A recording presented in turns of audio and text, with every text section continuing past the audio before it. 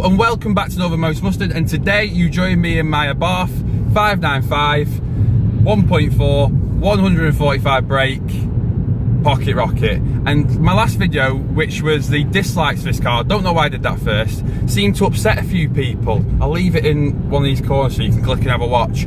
It's by far my most viewed video, but also by far my most disliked video. I think it rustled a few feathers, to be honest, and a lot of people in the comments, rightly so, probably were wondering why I bought this car. And you know, I did whinge about it a lot, and you know, I did realise that most of the stuff before I bought the car. And today I want to talk about why I bought this car and why I love this car so much. I'm coming to Range Rover here. I could fit my car in your car 3 times over, good sir. So now we're coming over to some country roads. Now this is exactly why I love this car. Is when you get it on these sorts of roads, I honestly think it's better than any supercar going, because you can just put your foot down and go, and you know you're not going to end up in a tree, like I said before. And it is so much fun. Woo! And it's so responsive because of that boost. If you can keep the boost up, I think it's at like 0.4. I'm not joking, you have so much power under your foot constantly, and so much usable power. I know it's only 145 brake, but when you're going around these corners, it could be 300 brake horsepower, because it is so much fun to drive. And honestly, if you're thinking about buying an Abarth 595 and you've looked at all the other things, so you've looked at your Fiesta STs, you've looked at your Polo GTIs, get on a test drive of one of these. It only has to be the basic model. If you do fancy something a little bit quicker, you've got a Turismo with the extra 20 brake horsepower, and you've got the Trofeo as well. But just get in one of these, put it in sports mode, and apart from being rattled to death on the country road, you'll absolutely love it. I absolutely guarantee you will love it, because you just shan't stop smiling, and then the exhaust will start popping, and then you'll buy one. As simple as that.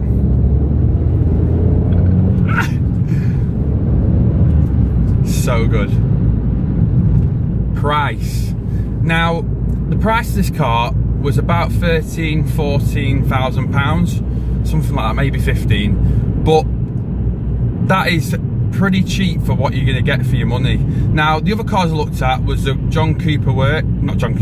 Cooper S, sorry. The Cooper Works was a little bit too expensive, but the Cooper S you can get some good deals on, but it was a little bit higher. You know, you're getting towards the 20 to 18,000 pound mark, so it's a little bit out of my price range, even though it's an immense car. The Fiesta ST, that was a little bit more expensive than this, but some of the things I didn't like about it is that quite a lot of people have one, they're quite common, and I didn't like the head-up display thing, and not the head-up display, the entertainment system. It was like really old-fashioned and bits and bobs like that, although it probably is the best handling out of all the cars and way quicker than this, I think. So it is what it is. I just didn't fancy it. I don't know why, I just didn't fancy it. And the Polo GTI I had a quick look at, didn't really consider it too much. It just wasn't different enough for me, and I think it was like, it's more average, you know. It's not as quick as a Fiesta ST, I don't think, and I don't think it looks as good as this, but still a really good car nonetheless, and I wouldn't begrudge anyone for buying one. But I also didn't test drive it, so I can't really speak too much about it. So on price, this has most of them beat, to be honest. And on the same vein of sort of money, I can't believe how cheap this car is to run. The tax isn't dirt cheap, but it's not mega expensive.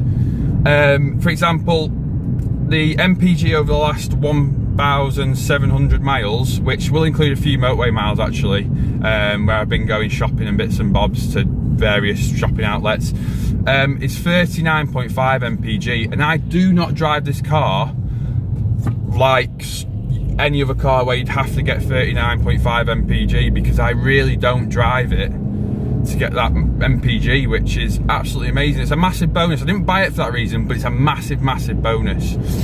And yet, I mean, it doesn't really cost much after that. I mean, it's been pretty reliable. It hasn't had to go in for any warranty issues. I've had it a year now, and it doesn't cost me much in fuel because the tank, I think, holds around £35 depending on where you go for your petrol, and it lasts for about 200 to 300 miles, maybe more depending on how you drive it. And you know, I really don't use that much fuel, and because I don't actually drive it that often, you know, I'm probably topping it up once every maybe month, 2 weeks, 3 weeks. So it really doesn't cost a lot of money, and let's be honest, if it's going to be your second car or a daily driver, that's perfect if you're a first time driver, you're someone who's a bit older and wants something to tool around town in, but you know, it's not just a 500. And it's also perfect for a second car like this one is, and it's just easy to drive around. So it's absolutely perfect, and on the same breath, it's cheaper than insurance. It's only a 1.4, and it's not particularly got that much horsepower. So if you're a first time driver, I think this is an absolute perfect car. Another thing I want to talk about is, before I try and get around these cyclists, let's go.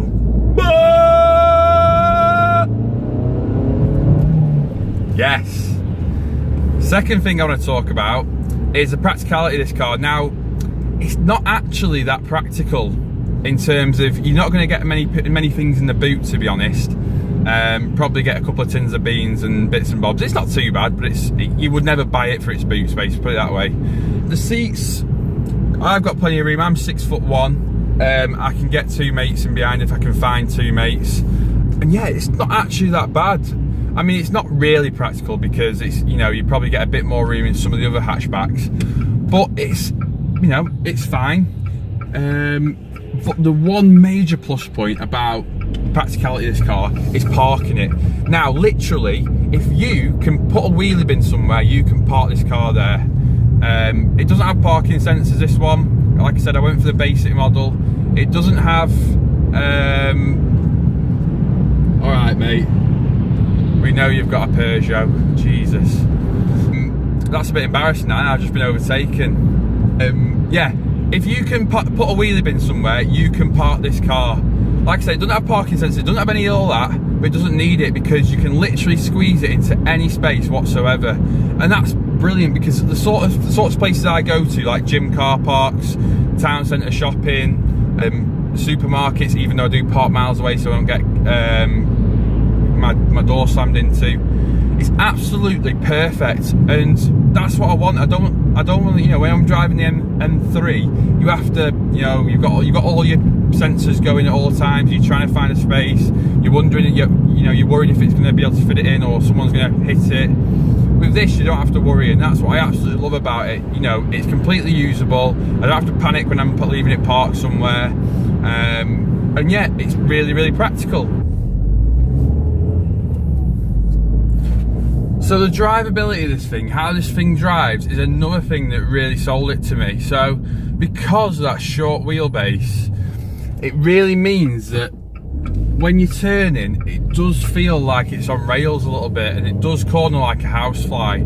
It really is like point and shoot, and that's what I really like about it. You can just go fly around corners, really good. And it also, because it's quite a short wheelbase, it does skip a little bit over bumps and stuff, but it is really good. And this being the basic model, it doesn't have the Coney shocks that the Competizione has, and I think the Turismo also has Coney shocks on the rear wheels, but this doesn't have any of them. And it's still pretty good suspension. It can be a bit bouncy at times, and then firm, you know, sort of skipping over the bumps.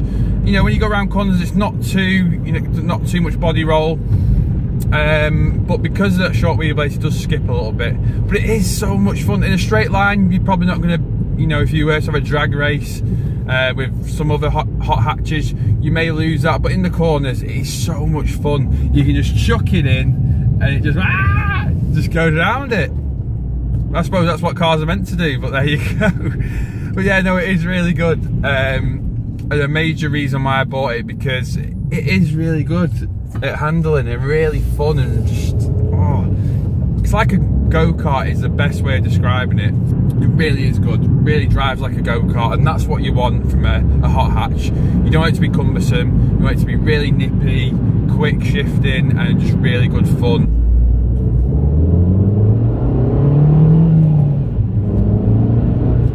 So that is all I've got time for today. Sorry if the video quality is not as good, because my camera did film a whole long video. My camera died and didn't save it, so I'm now using my phone. So all in all, unfortunately, I will have to sell this car now and quit YouTube, as I was overtaken by a Peugeot 3008 with a gentleman dressed as Santa in the driver's seat. So to be honest, I'm pretty upset, to be honest. I'm gonna have to just quit life now, aren't I? To be fair, he did catch me off guard. No, I didn't know he was trying to do me, to be honest. I did see him in my mirror and I thought, he's not going to come around me, he's not going to give it a go, but he did. So there you go. Who knew Santa was such a bad driver? Anyway, thank you for watching. Please like, comment, subscribe. Unless you're that Peugeot 3008 driver, I really do not want you to subscribe. Please like and comment.